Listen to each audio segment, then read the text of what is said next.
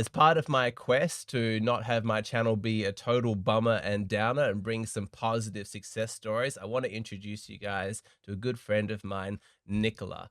And we're going to be talking about friends and social circles today because male loneliness is a massive issue. I hear about it all the time. It's one of the reasons why I started the Hero Circle, which is, I'll get into that later with Nicola. But Nicola, more than anybody else I've come across, has really understood the importance and utilized his skills in creating a social circle better than anybody else I've ever heard. And I'm hoping that hearing his story is going to provide inspiration for guys who want to meet more women, want to meet more men, want to have more friendships in their life, and need some blueprint, like some advice on how to exactly make that happen. It's very impressive what he's managed to achieve. But I want to start maybe back when things weren't so fantastic for you, Nicola, so that we understand kind of where you came from in order to get to where you are right now. So, speaking maybe first about masculinity, back when you were a young boy, did you have like a strong masculine role model growing up?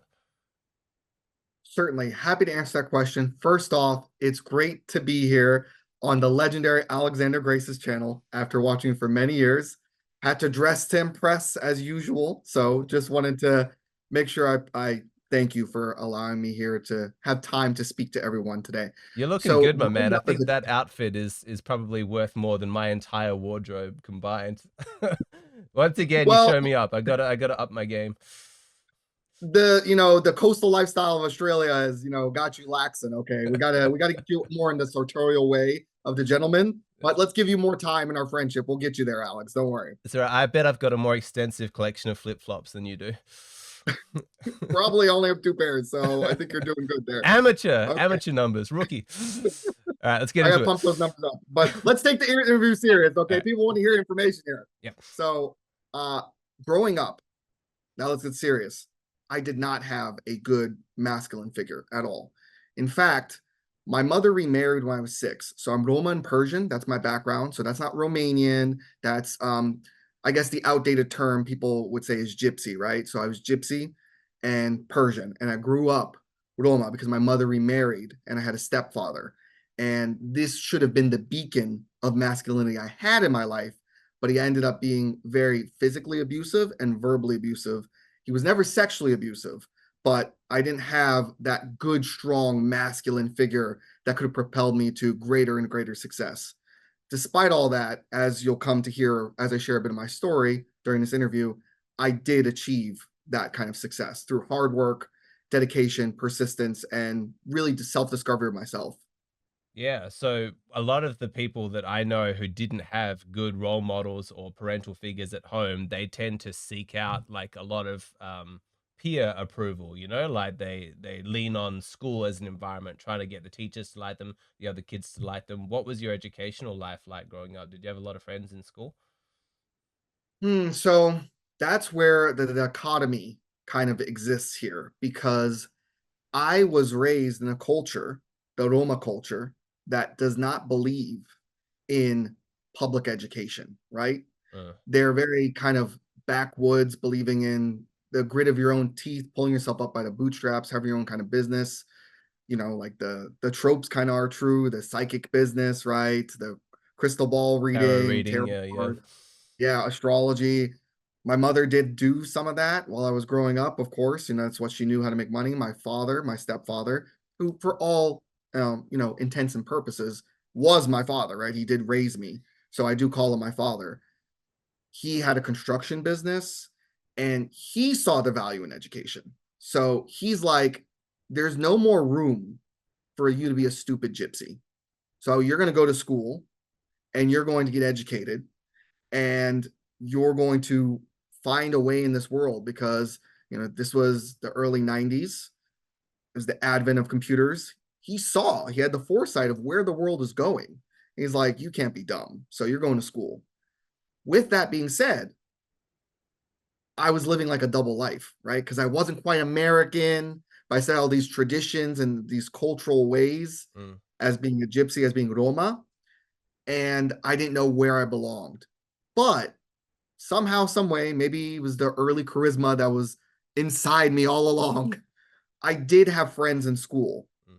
I didn't have what someone would say is like a lot of popularity, at least not when I was a child, but I got along with people, very charismatic, made friends, but it was very shy, right?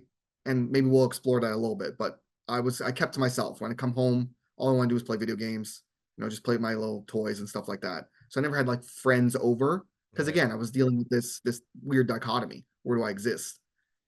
But I did have like friends and friendship in school. It's Mhm. difficult to imagine, like, knowing you now, that you were once like a shy kid, right? You know, like you're very confident, you're very extroverted, I would even say, to a like large degree.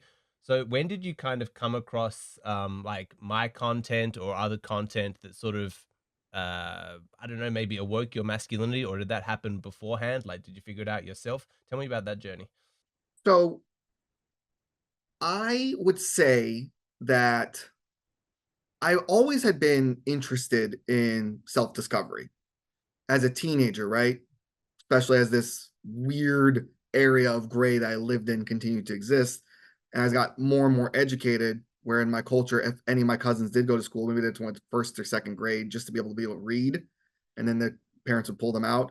But I continued on. So I was like getting older and older. And I started like reading psychology magazines at like 13 and 14.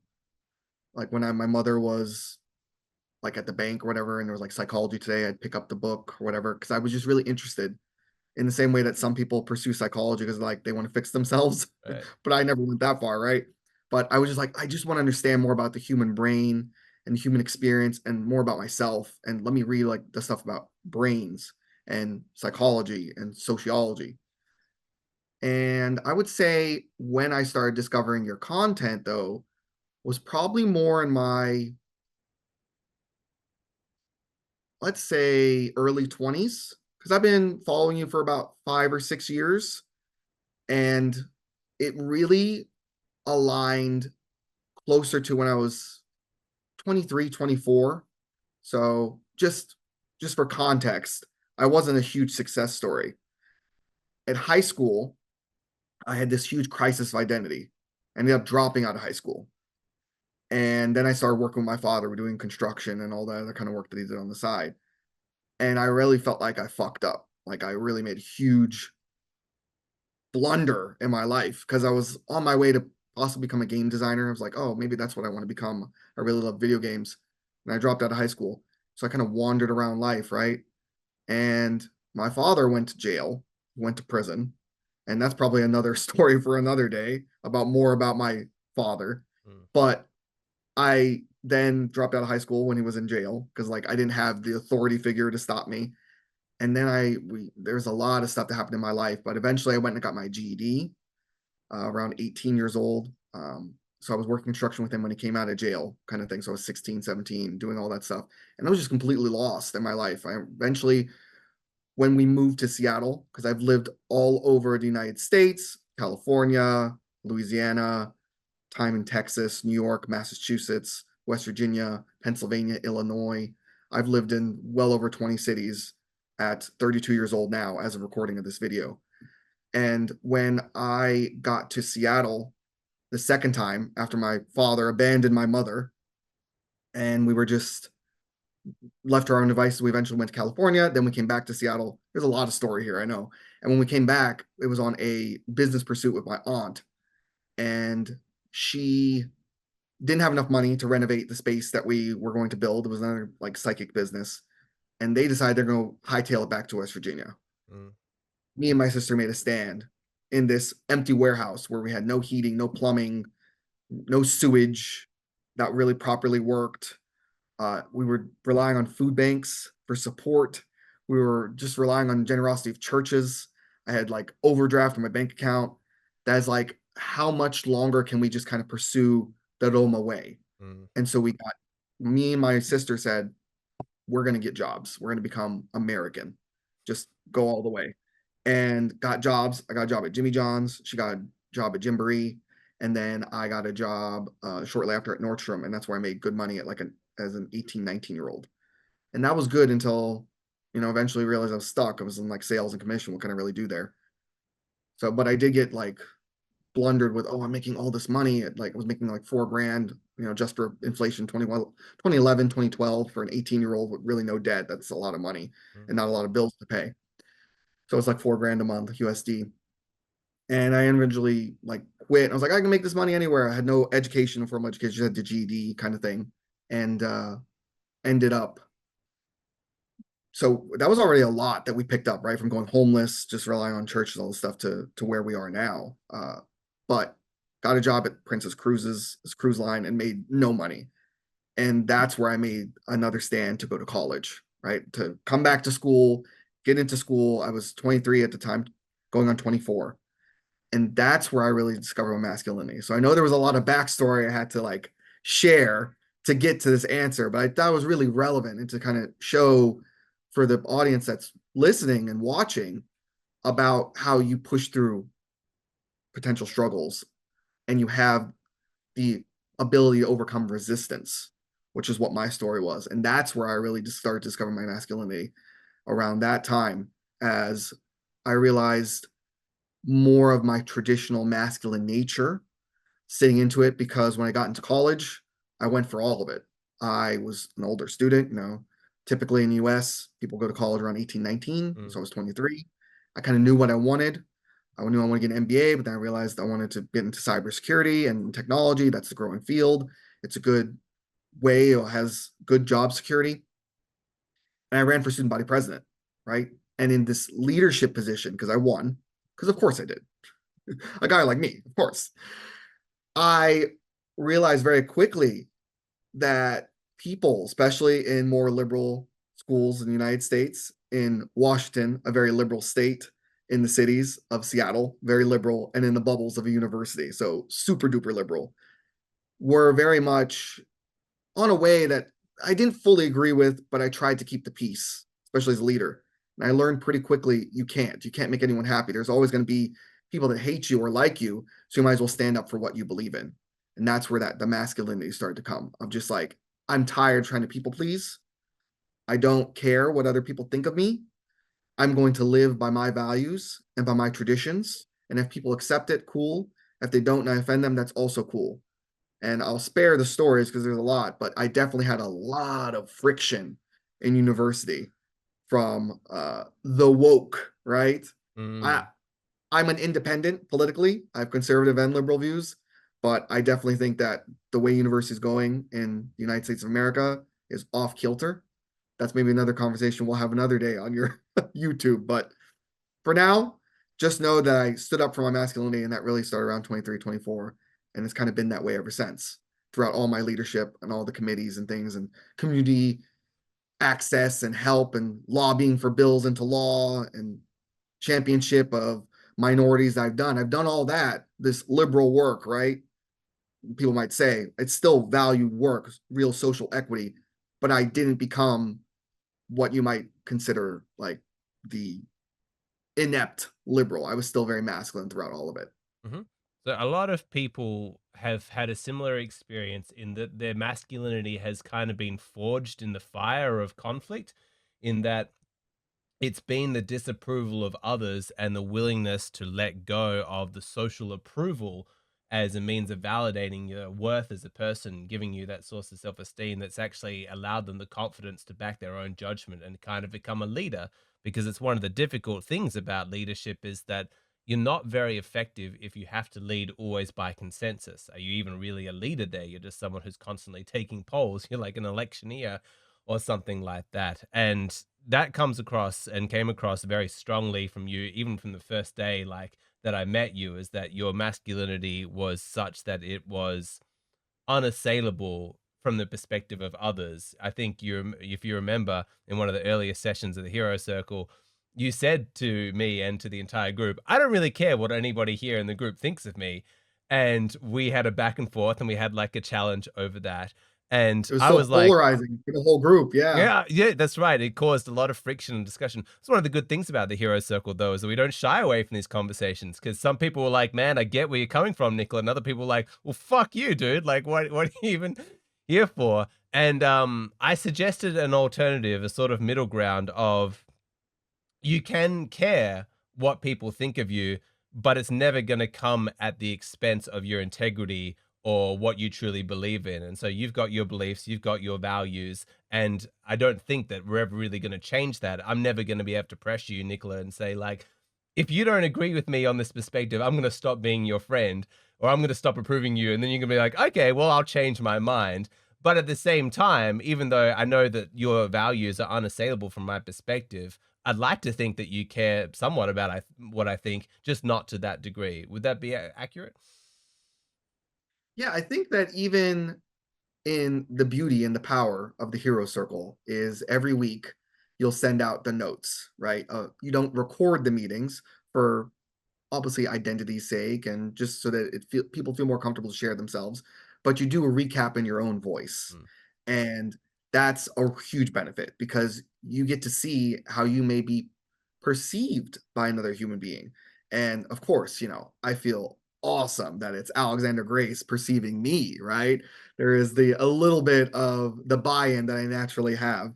And so getting to hear how I came across to you over multiple meetings since I've been with you in your North American circle since day one. I'm one mm, of the OGs. And just hearing that your opinion changing of me, or as you tried to understand me a little bit more, where I might be coming across incorrectly. And then I could take that up in the next meeting if it was really pressing to me, was really cool. And I think that there was, I know I'm the historian of the group, but I can't remember the exact week.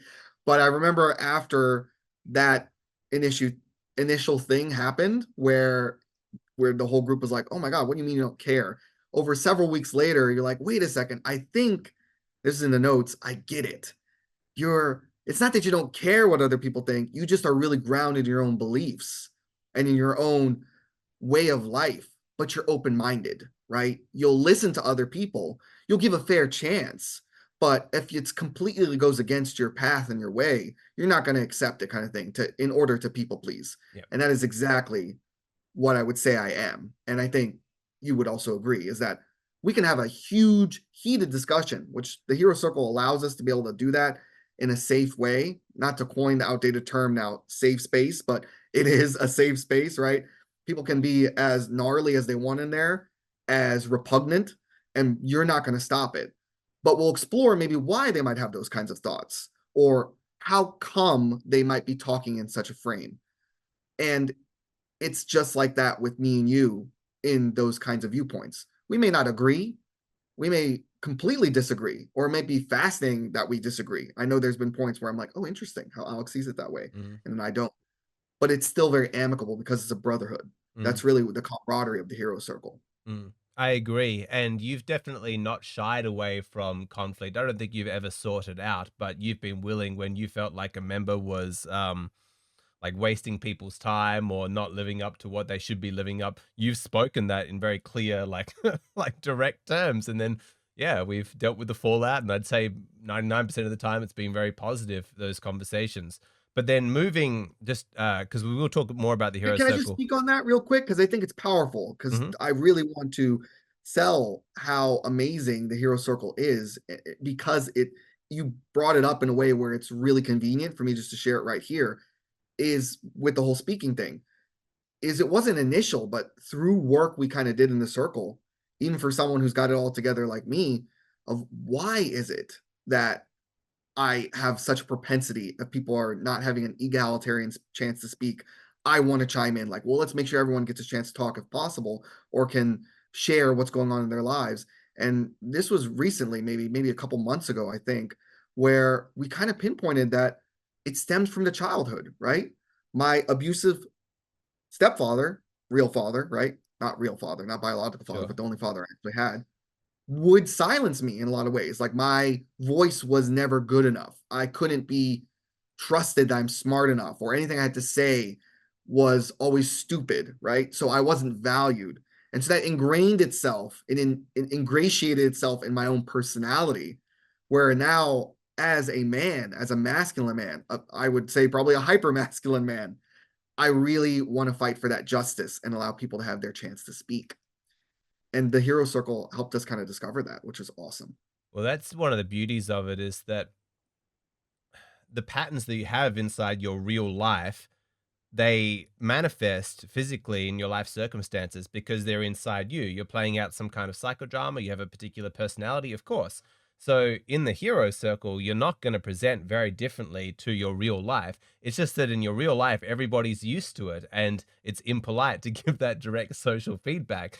But in the hero circle, when you manifest a particular way, we invite, hey, what does everybody think about Nicola and his personality? Let's give him some really honest kind of feedback. That's so rare. You don't get a chance to do that. And then we can also explore the origins of where that came from, which can be just an intellectual curiosity. Oh, I like that about myself. It's cool to know where it came from. Or it can also be like, now that I see the hurt or the traumatized place that that particular personality trait is coming from, I think I'd like to help changing it. I'd like to shift it. I'd like to be able to relate to people in a new way. And we've seen some awesome transformations in the hero circle of people changing major personality traits about themselves because for the first time, everyone's like, hey, what is this thing that you do? Why are you doing that? They're like, I don't know, help me. And we figure it out. And then we create new things together. We don't just leave people. So that's really positive. I would love to shift back to your real world social circle, but I don't want to cut you off. Did you have anything to say about what I just said?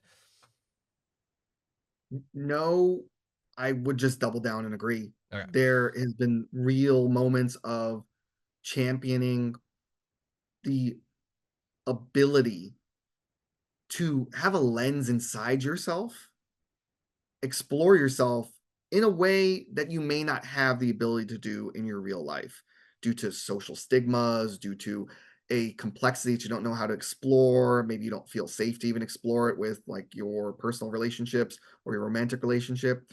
And the hero circle kind of enables that to happen. I'm not going to share people's names, obviously, for privacy's sake, but we've had some real powerful moments in my own circle with men breaking down and crying and releasing that tension that they maybe never had an outlet for or they didn't know how. Doing exercises where you might role play with another one of the members to figure out how they might have done the situation differently, or if they're preparing for a situation, how they can maybe, navigate it effectively. There's been STEM sentences where we really dive into just the crux of the psychology of things that we might be feeling. By you will say, you'll ask a question and then end it with, if, for example, I feel mad, and when I feel mad, then, and you'll just keep going, and you'll get to the core issue of things. That's things that the hero circle enables. It allows us to explore all in a convenient time frame of just like once per week, and I think it's really beneficial. Initially, I had my own ideas about it coming into it, and I was like, okay, should I open up more? Or I was really guarded a little bit, or I don't know. And you challenged me in certain ways to maybe be more jovial, to let myself be, I guess, sit in more of the feminine, right? Because I was too hyper masculine all the time. And I had the space and the ability to do that. And that's been powerful. And also just seeing all the work you've done for all the other men and the aha moments that they've come to has been outstanding. One of our members talked about how men are like builders of like coalitions, the way that we come together to work towards a goal. And it's so powerful watching other people go through things, even when the intention's not on you, seeing other people make breakthroughs, gain new insights, challenge their own thinking or their own emotions, open up.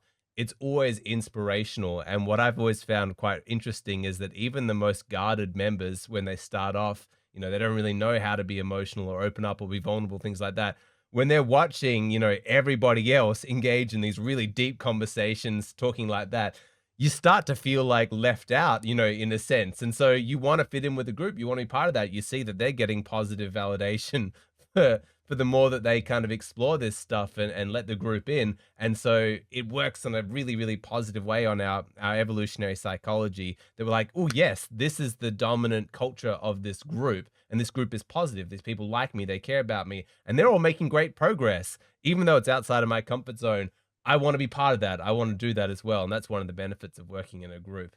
I know that I keep It's not saying, a race to the bottom. It's not yeah. pessimistic. It's optimistic. It's a race to the top. We're all just getting better, sharpening each other week by week. Well, that's why I called it the hero circle. I didn't want the focus to be negative. I want the archetype of us as heroes to really be obvious in everything that we're doing, because I basically consider being a man in 2024 to be heroic, you know, basically no matter if you're succeeding or if you're failing, if you're trying, that's fucking heroic and it deserves celebration and the camaraderie of other men supporting you in that way. Can we move on to your social circle though? Well, if you insist, Yeah, I yeah. guess we can. Because this is it's quite extraordinary. So let's just take it from the beginning. How did your social circle, as you know it to be, begin? How did it start? So, back context, and those who may watch this video living in Seattle, Washington will know this term. It's called the Seattle freeze, because people that are naturally born here don't realize there's a freeze because that's all they're used to is this normal culture where people don't even say hello in the street or at the bakery and they just keep to themselves. And kind of research points to, because this area was settled by Norwegianers and the Swedes, that their culture is kind of more cold, right, towards strangers, that kind of just settled in, has kind of grown into the American way that exists here. So it's always been hard since I've been here. I've been now in Seattle as of this video for 12 years, because, I went, especially when I got to school, I was stuck going associates, 2 bachelor's degrees, and a master's. That's 6 years right there of school. So been stuck. And now here I live. But throughout that time, couldn't make friends, right? The culture is, you'll get someone's number if you're lucky. Hey, we should hang out. Let's do something this weekend. I'd love that. And then you won't hear from them, Mm, right? Or they'll flake on you last minute. And it's real bullshit. So that's the culture. And that's why I lived with mm, for over 10 years, right? Or like 10, close to 11 years. Not really having real friendship and being mostly growing up on the East Coast. I know I told earlier the scatter spot of everywhere I've lived on the United States. Most of it's kind of been East Coast raised, a lot of formative years there. So very direct, very abrasive, very, people might say aggressive, but it's more I just say what I want to say. I said what I said and I mean what I said. And this is how I feel. I don't got time to waste time. I'm not a bullshitter. I don't broker it kind of thing. And here it's more passive aggressive, right? Especially it's got that West Coast chill vibe. And I had a hard time making friends. mm, I started to, as I was finishing up my master's degree in April of 2022, came across a couple events where I was meeting some people. It's a group called Making Friends in Seattle. And I joined it around October, September of 2021. And I made a couple posts like, I want to meet people. I'm gave my whole bio. Let's go out. Let's do things. Nothing really came of it. I met a couple people, a couple one-on-ones here and there, but kind of quickly fell off. I met this one guy named Sean, and he wanted to like keep hanging out with me. And he was like, okay, we're doing some couple events. Let's organize an event at Urban Bitter, which is like a beautiful little bar that has like nice views. And I started to meet people there. So then he had an Easter party. Okay. And this is what changed everything. This is where the beginning of the social circle happened. I did not know it was going to happen, of course, right? But it happened that day. So I get dressed really nice because, of course, I do. It's Easter and I want to look good. I wear a pastel color. It's a pastel themed party. So I'm like, all right, great. I gotta buy something pastel. I don't have anything pastel. So I buy a nice little pastel blazer and I'm looking real sharp. We go to this rooftop because most people in Seattle work at Amazon or at Microsoft or in tech. So there's money in the city. So I go to one of these kinds of parties. But I double booked myself for a film festival that day. And there was like a couple cute girls that kind of signed up. Or potentially were going to go, and I wanted to maybe meet them too. So here I am, have to go to this Easter party, and a man of my word. So I show up. I'm like, damn, I got to go to this film festival too. So I end up leaving the party early because I want to see this film. It was The Pursuit of Perfection. It's a Japanese film about gastronomy kind of food. If anyone's curious to watch it, show up. There's about 15 people there. We watch the movie, then we have sushi afterwards. That was the plan. And there is Saul and Alice and Emma and Sean are kind of maybe the louder voices of this thing. Sean organized a Facebook Messenger group, and that's about all his contribution was. Alice and Saul, it was their idea to do this film festival. And then Emma was the kind of the beacon, the tinder that is going to spark the flame. Because after we're done eating sushi, what's supposed to be just a one-off event, right? Oh, hey, that was great. We watched the movie, we ate sushi. Emma goes, oh my God, guys, next weekend, let's all do hot pot and karaoke.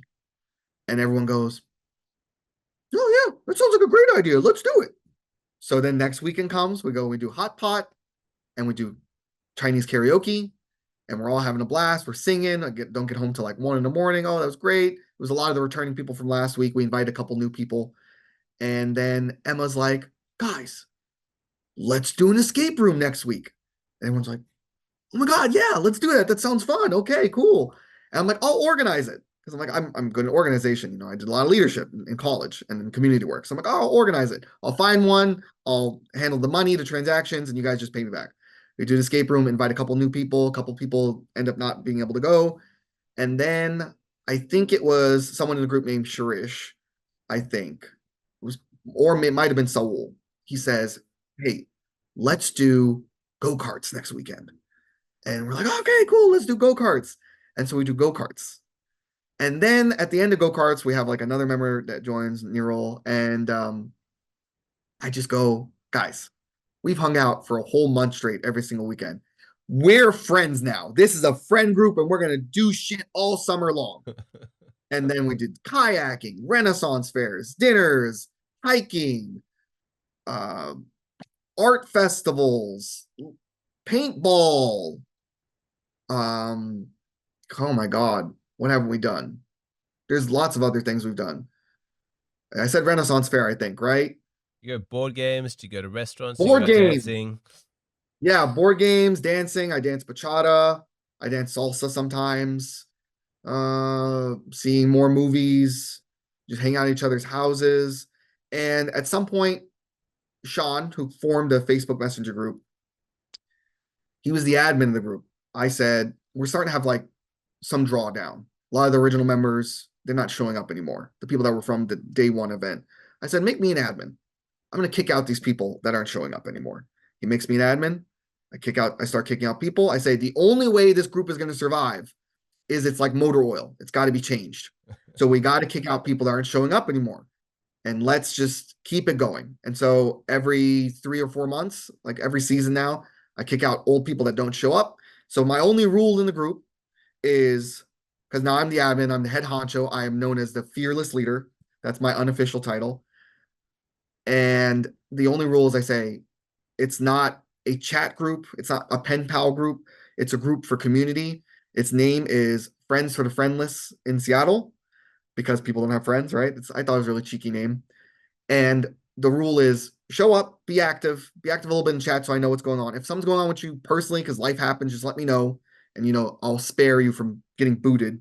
Of course, if you never show up and it's like 6 months, then I'm gonna kick you out. It's like, okay, you're just not committed. Because I want committed people. Because committed people come to events and it becomes a virtuous cycle. Because then people are hanging out, they're seeing each other more, friendship is building, there's bonding happening, and then guess what? They know friends who bring in friends, and then their friends bring in friends, and eventually, with it just being active and active, it's going to only keep being active. And so it's kind of like, if it was a business, it's kind of franchised out now, where I haven't personally organized an event, where in the beginning I was organizing like all these events and taking care of the logistics and getting people pumped to go. It was me and Saul doing it. I haven't organized an event in probably about 5 months, because we now have an app called Time Tree. It's not our app, but we use it, which has allowed people to chat more. Because I used to be more heavy-handed in the chat group. I'd be like, hey, don't talk too much if we organize an event. Because it was the messenger group was more for, hey, we talk here, a little bit of small talk, but mostly what's our next event? Here's the details, meet there, right? Time Tree allowed us so that we don't have to worry if people will start having a big conversation in the group, because now we have a calendar that has all of our social activities. So people can log in and check it out, especially if the group gets really active, or maybe, and some days it is, where we can be like 50 to 60 messages a minute. Because at this moment, as of this recording, we had 95 people. I did my seasonal purge. We're down to 65. 65. And I would say about 40 of those people are active. So that chat gets really busy. It's like a really busy group with people talking about anything and everything. And so we have the time tree to organize that so that people can be like, all right, man, the group is too busy. I need to work. We all have jobs. So let me just check what's going on Time Tree. And as far as the chat group itself, the only rule I've had really is, again, showing up because it's not a pen pal group, coming to events, letting me know if something's going on, and just no controversial topics, right? I don't mind if people want to talk one-on-one with each other about politics or anything that's going on in the world, but just leave that out of the main group because it could be controversial. It might create sides, it might create friction and fissuring, and that's the key to downfalling a group. So by me just being like anything political, just like let's stay out of it. Your goal is to come to events, build friendships with one another. Maybe you really hit it off with someone, and then you can do one-on-ones with them or two-on-ones with them or whatever, and just hang out as smaller groups. I'm not opposed to that, right? As long as you kind of maybe unequivocally like kiss the ring, right? Like be thankful of the group that kind of helped make it happen Hmm. and still come hang out with us in the main group and go to our big events when we have them. But yeah, it's just there to foster friendship. And you can talk about all the deep stuff more one-on-one with people naturally as it would benefit you. So how many events typically would you see like in a month? Would you say? Me personally that I attend or now that happens. No, that let's say I was part of this Friends for the Friendless group in Seattle, and I wanted to go to absolutely everything that was on, to just meet up with these people, the same people, foster some deeper friendships and stuff. How many events per month do you think there would be in your social circle group? So I'm looking at the calendar right now, Uh-huh. right?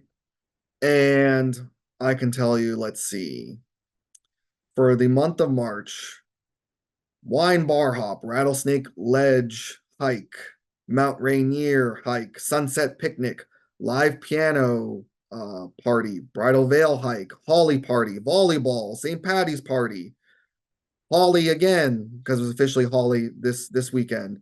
Birthday, St. Patrick's Day, house party, Century Ballroom dancings, cherry blossoms tomorrow, Doggo Easter. There's like if you want to go hang out with dogs, Cuckoo for coconuts, throwing coconuts off a bridge because some people want to do that. More birthdays, boats and floats. Next Saturday, something I'm excited for, hot tub boats on South Lake Union. So it's a boat that's a hot tub that's going on South Lake Union. So yeah, Habibi nights, another hike, Olorli Lake hike, Harissa meditation, bachata classes. People are coming to that. Let me see in April, No, don't even. bicycle day. I'm too Yeah, overwhelmed. Don't even tell me about April. That's so. You that's know, just March. you know, So there's you'd there be are people, busy Nicola, every who single day. barely leave their house, you know what I mean? Apart from work, and they're always like, God, like I want to have friends. I want to be meeting people. I want to be going out. Being part of a group like this would be so good for so many people. What's the gender breakdown? Like, are there more guys than girls, more girls than guys? Like, who tends to be more active? Like, how does all that work? The girls are very active in the chat group, I would say, but Okay, they that's do good. show up, right? Right, to be expected, right? Don't they say that women speak like 500 more words or 5,000 more words than a man in a day or something like that? That's the old trope. I don't know. 20,000 words per day for a woman, 7,000 words per day for a man. So it's almost three times more. Okay, so that's what they say. I never really validate that research if it's actually true, but what we do know that it tends to be that women have a lot more to say, right? Due Uh-huh. to the community biology evolutionarily, there was more reason, right, for communication for women to women. Yep. So the women chat a lot in the group, but they do show up. I'd say Seattle, Washington is a tech heavy city, right? And so there is more of like a two men for every one woman here in Seattle. And I think that reflects in the group. There's like a 60-40. I do my best to really keep it even keeled. I want the girls to be able to have friends. I want the guys to be able to have friends. But the truth is that it's not New York City where I think it's like three women to every one man. Just side note, if y'all men in the United States want to have a better dating pool, go to New York City. There is women galore, and they're all dressed real nice, right? Because the East Coast, my stomping grounds, they want to look good. So you can get away with more for less as a man because there's just more women competing against other women than the men there. So back to Seattle, though, it's more tech heavy with men in tech. And so there is a lot more men to women. So I think I still do a good job. I'd say about 60% is men and 40% is girls. And I do my best to keep inviting cool girls I feel like would match the vibe. so that we can have more opportunity for the girls to make friends. The groups have kind of branched in itself. There's many subgroups because, of course, I've allowed it to be. Like, I don't, not anyone's dad, not truly. They might call me the dad of the group, but I'm not really actually anyone's father.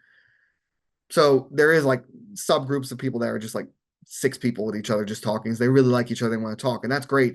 But there actually is like a girls only group that's spun out of the main group and a guys only group. And the girl chat is called something I don't know. I'm not part of it, obviously. And the guys chat is called, we named it Men Who Don't Speak because we don't talk.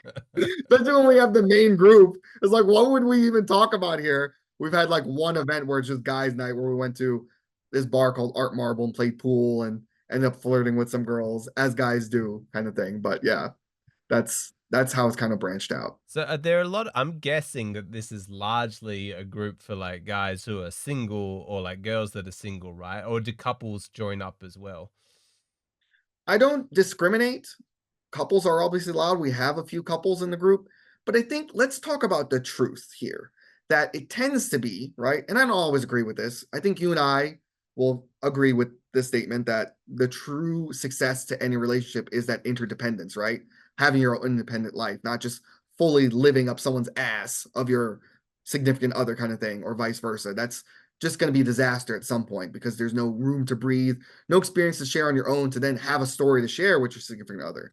So what tends to be why I brought that up is in this world, at least, as much as I've noticed, couples tend to have less time, right? So there are couples in the group, but on their off time, because we all work a lot in this world, in America for sure, workaholic nation, Mhm, when they do have time off, maybe they just want to spend it with their significant other. And that's mhm, great. Hey, you want to do that kind of thing. So there is a lot more single people in the group because they have mhm. more time to come out to events, but we don't discriminate. All people are welcome, all colors, all classes, all races, all genders.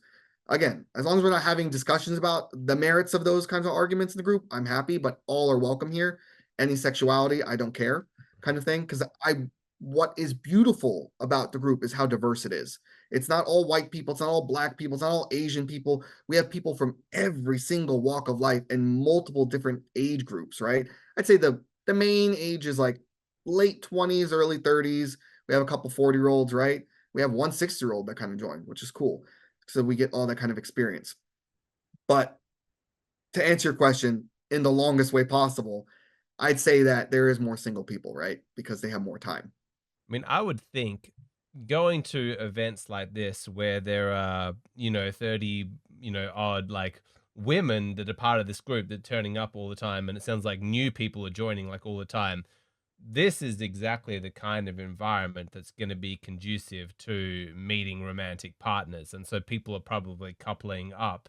I know for a fact that you have dated women from inside this social circle, so can I just invite you to speak a little bit about the benefit, I suppose, as opposed to whatever you were doing before? Like, you just correct me if I'm wrong, but I'm guessing your social group, your friends are the primary means by which you meet women now. What was it beforehand? Were you on Tinder? Were you doing cold pickup? Were you just painfully single? And like, what do you prefer about meeting women through your social circle? Hmm. It's a two-pronged question. So I can talk about what I was doing before Yeah, first, and start then with that. Yeah. we'll talk about the social circle. So what I was doing before is, when I go out, maybe I meet somebody and that organically happens the way I believe it naturally should happen. But in today's world, a lot of people are stuck and glued on their phones. So I did give dating apps a try. I was mostly on Hinge and Facebook dating, believe it or not.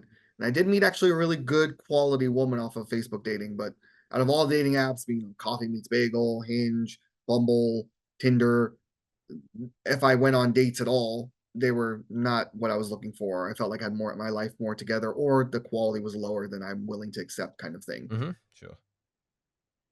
Those apps, and I know you've talked about it tons on your channel with literal statistics, favor the top 20% of men, right? 80% of women are chasing the top 20%. And I know my value, I know my worth, I know I'm handsome, charismatic, got a lot going for me, but I don't have the most curated, amazing, beautiful photos too, 24/7 six-pack abs.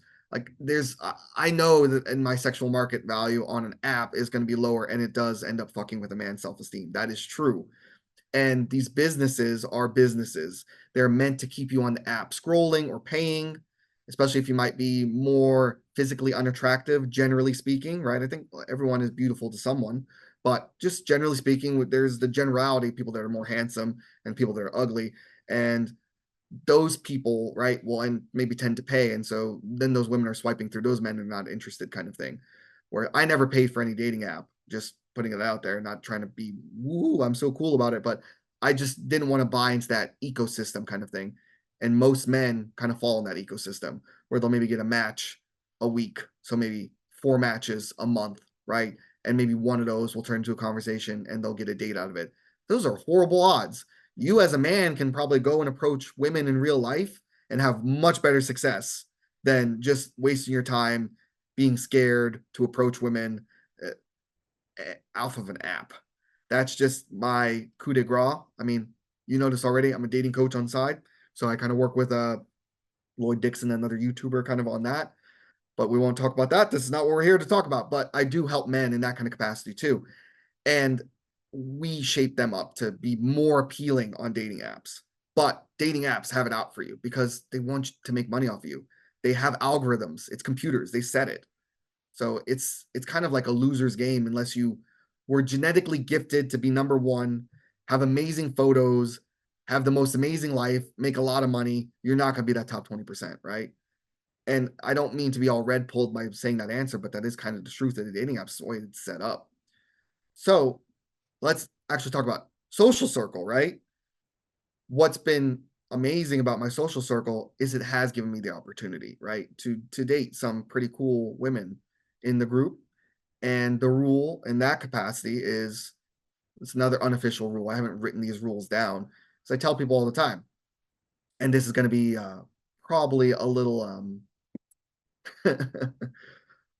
abrasive, but you know how I talk. It's also very entertaining.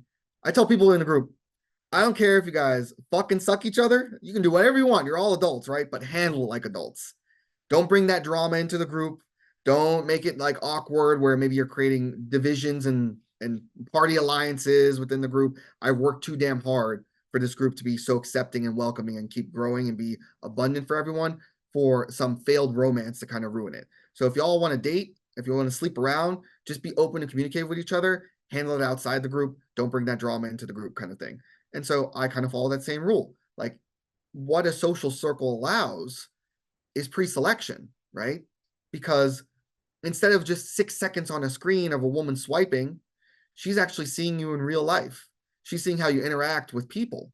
And I guess in my capacity, she sees me as a leader, right? Because I am the leader of the group. But I'm not that leader of the group, so I can like get more tail kind of thing. I just enjoy leading this group in lots of ways for more success to happen. But it does kind of bring to mind the old like ancient civilization where there was like the tribe, right? And so it's kind of create like a tribe where then there's the people that organize and help and the men do these things and they can be seen by the women. And so that kind of dynamic plays out in the circle, right? And so that allows people to date in the group because they're seeing each other in different contexts, in leadership contexts, at how you interact on the beach, how you interact on a hike, how you interact with one another. That's the biological signals and psychological signals that a woman is looking for when she's looking for a potential mate. She gets to see this in real life, in real action. And going back to what is the beauty of my circle by me continuously keeping it fresh by kicking out old people is new people come in who also introduce new people, who introduce new people. And so I have across these 2 years that the group is existing, April 16th, 2022 is when it formed. And so we're coming up on celebrating our 2 year anniversary. We're going to have a big party kind of thing. Is I'm meeting people I would have never had the opportunity to meet normally, even being a very active, outgoing, extroverted person in this city because people know people. And so my network's expanded. And so I'm not using the group, and I hope no one is using the group just so they can hook up. I'm hoping they're getting value out of having friendship and developing meaningful connections to other human beings, which we need after coming out of the COVID pandemic. But it does also have the opportunity to serve in that nature too. And I think that's cool because it will create beautiful relationships for people. Maybe it will end up just being a fun one night stand for a couple people, or has been the case maybe with me as well, or has blossomed into relationships with others. But I think that's beautiful because that's what life is about. It's the human connection. Yeah, well said. What I've spoken on my channel about like the social leapfrogging like strategy, about how you go to an event, any event, you find the people there who you are most aligned with, you become friends with them, they invite you to their events, and then again, once you're at that event, hopefully you're a little bit closer to finding your people, but you refine it even more. You find the people at that event who are most like you, and you become friends with them, and you keep going, going, going until you eventually find yourself in the social group that is most aligned with your personality and your values. In one sense, your strategy is even lazier because rather than you leapfrogging into new and new groups, you just kind of created the group and then people are constantly leapfrogging into your group. You know what I mean? Like you've created this space, this structure through the app, through the chat, through these multiple events with a lot of momentum, a lot of people. And like you said, you haven't even organized an event yourself for like 5 months. So you put in a bunch of work to start off with, and now it has its own momentum that you constantly get introduced to, I imagine, new friends, awesome new guys and women, and they're probably all like, "Hey, this is Nicola. This is the guy who runs the chat. Come meet him." You know what I mean? Like he's a great guy. They talk you up, and you've got lots of friendships. This is essentially how it works, right? Yeah, exactly. Like meeting new people when we did like snowboarding event, or it was like snow tubing kind of event, going to like Dave and Buster's, GameWorks, like it's an arcade. I don't know if they have that kind of out in Australia kind of thing. Like all those things are just naturally occurring. It's Here's a nerd reference for those that might enjoy nerdy things like Star Trek, the Borg. It's just assimilation, right? So just a kind of assimilating more and more people, which kind of just grows out the group to give more and more opportunity for success, more and more opportunity for not just me, but for other people to find their vibe that attracts their tribe, right? And so that's a beautiful thing. Like I will continue to keep networking because I have huge future political ambitions kind of thing. So it's good for me to know people and just keep expanding my network and seeing how as a leader I can keep growing and developing and providing value to my community. And so I enjoy that in aspect. Maybe people don't. I know it can be exhausting, right? But they still get the benefit of that by me doing that or by other members doing that and expanding the circle, expanding the group. Then they meet new people that could be their next best friend tomorrow. Hmm. So for someone who's watching this who has no friends, no plans, like on even how to get friends, they want to be going to events, but they don't know like how to start. Can you think of maybe lessons that you have learned, something small, something simple that can just kind of get them started so that maybe in 2 years' time, they can also have a calendar filled with 20 plus events where there's going to be new, awesome people?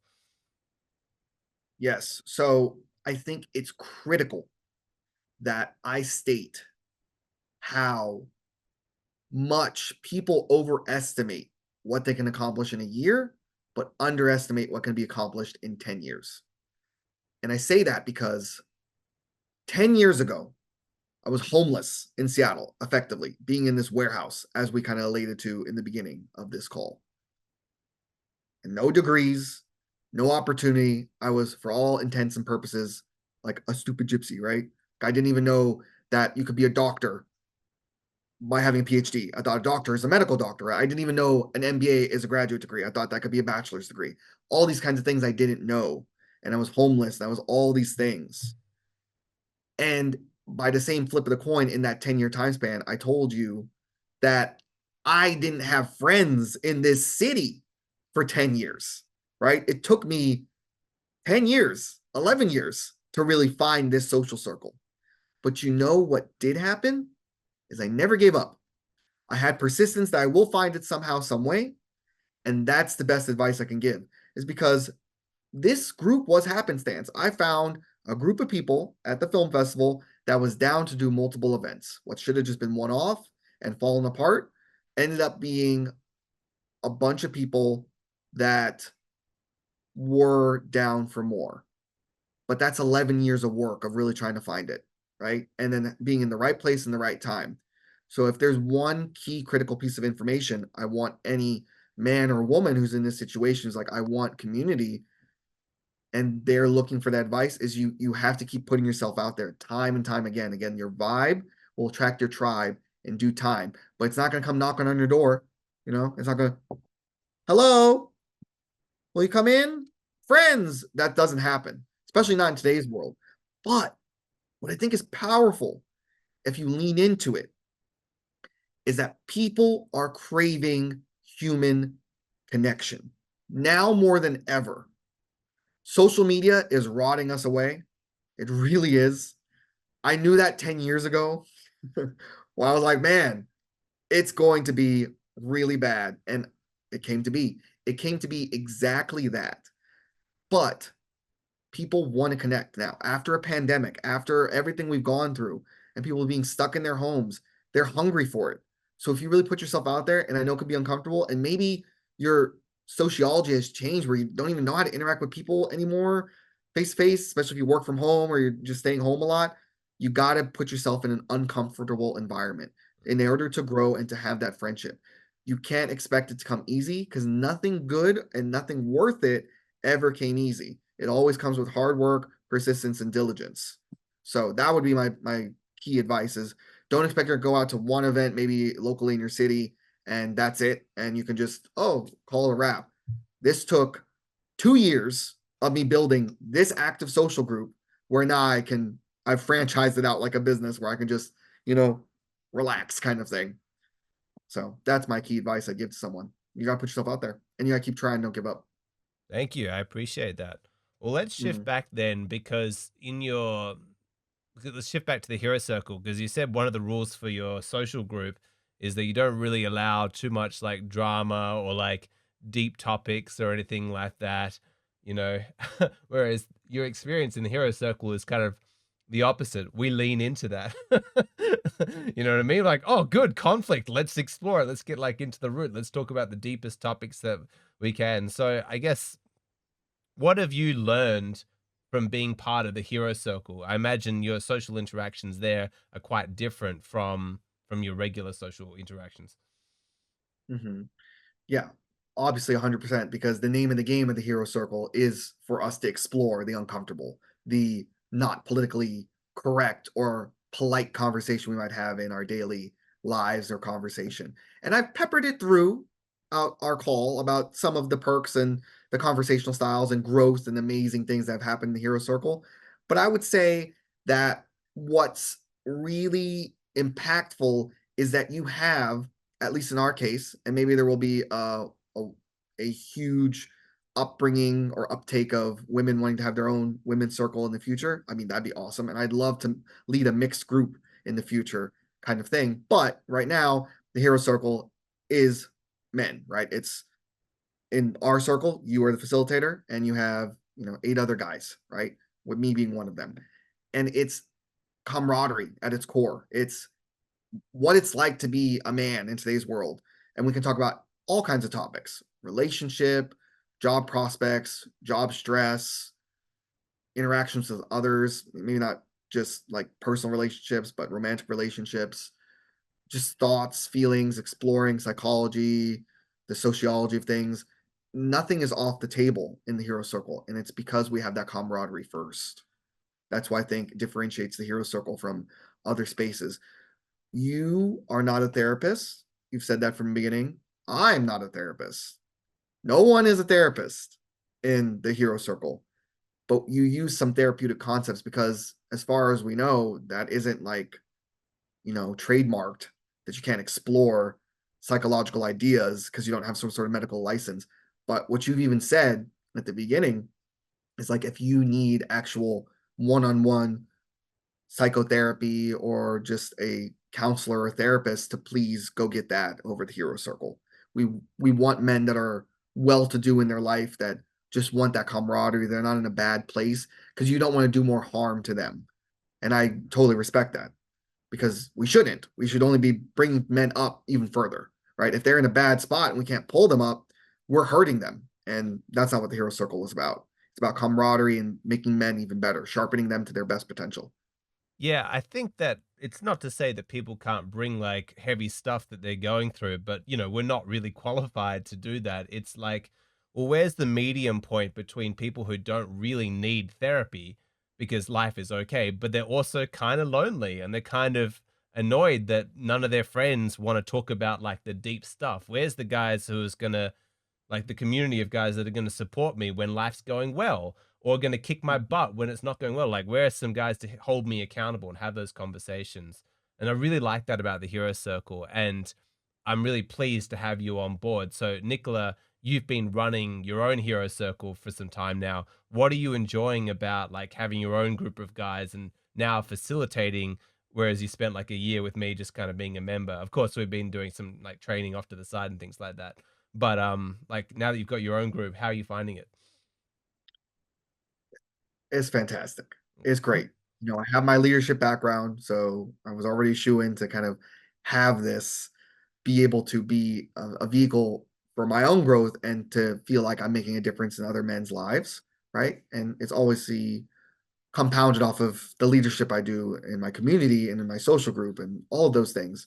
But it's been just outstanding having a weekly session. I'm currently trying to launch a Wednesday session now. My Tuesday session is completely full. So you'd be on wait list on that. That's at 5:30 to 7:30 Pacific Standard Time. The Wednesday is also at that time. I'm still looking for more core people there. And you and I have been talks, maybe me having a weekend one to have more flexibility for more people kind of thing. So I might have up to 3 circles. That's it. That's all I'm planning to do. I have a busy life as it is. But my one circle, man, I knew I'd do a great job finding great men, and I absolutely nailed it. I have men that it's in a range again, because I think that young men can learn from older men and older men can learn from younger men, right? It's a really symbiotic relationship. And I have, they work in tech, they work on boats, they work in, I'm trying not to like give away any personally identifiable information. They work in all kinds of fields. But what they have in common is that they have this propensity to want to become the best version of themselves and sharpen themselves with other like-minded individuals. And I spotted that in them. I would say since launching, which there might be an influx now for people wanting to sign up for a Wednesday interview to see if I can vet them and they're welcomed in. Because it's not just you pay your money and then you're in. It's like we got to make sure you're a good fit. And I know that you can kind of follow direction and work well with the group kind of thing. So we might have an influx now, but I interviewed probably like 40 people, right? 20 to 30, 35 people. And I've landed on, 8, right? So very tough. Very tough. I got to make sure you got what it takes here and that you're not wasting your time or wasting my time kind of thing. But these 8 guys I picked, man, I'm going to make sure they see this video. I want to sing their praise because they are awesome. They keep me on my toes. They are very fascinating, the things they talk about. And, the first week was obviously nervousing for me. I'd never done it. I'm used to leadership and all that capacity, but this was brand new. And I was worried, are they going to get value? And by week 2, I did like a test. I'm like, hey, how's everyone feeling? And they all gave like 8s and 9s and 1 7. That like, oh, this group is awesome. And so that was refreshing in its own way for me to see, oh man, I was totally wrong about this. And I got to have more empathy for you as a facilitator because it's like what I might see is completely wrong. Whereas you've even said things like that in your notes when you're giving it to us, like, I'm seeing it like this. And then we're like, no, Alex, you're totally wrong. Like, it's not even like kind of thing. Like a fun story is when me and one of the other members, David, in our circle, were having like a bro moment where we're like cursing each other out. And then you left notes about how like, oh my God, they're really arguing with each other. Are they I okay? remember this. And Yeah, yeah. and the next meeting, I'm like, yo, that's how guys talk. Like, I don't know how they talk in Australia, but like, we're just shooting the shit, man. We'll like even probably hit each other in the stomach and then give each other a hug and it's over, kind of thing. So that's what the community feel is like in my circle. And I don't think you'll disagree with this. Hyper masculine. You're a masculine guy. I'm hyper masculine. My circle is led like that. I very much explore men's feelings. I want them to figure out the root causes of things, but we don't dwell on it without a solution because I believe masculinity is action oriented. So it's like, okay, great. Let's feel this. Let's explore it. Let's not bottle it up. But now, what can we do? What is the action we can take as a masculine man to solve this, to make our lives better? That's how I'm leading my circle.